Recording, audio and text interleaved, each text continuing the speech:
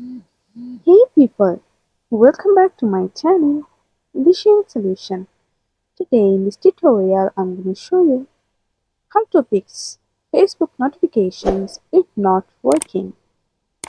For this, go for your profile, go for in the settings and privacy and go for settings. In the settings, then scroll down, go to notifications and you have to all these things turn on.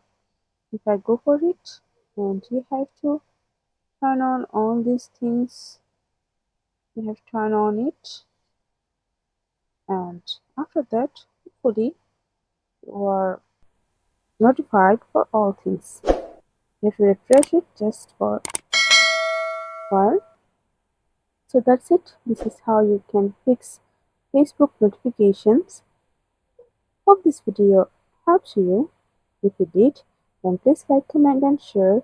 Subscribe to our channel and don't forget to hit the bell icon for more videos. Thank you.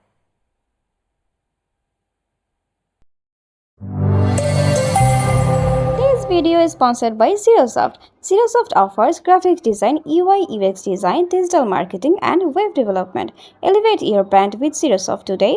For more details, check the description box.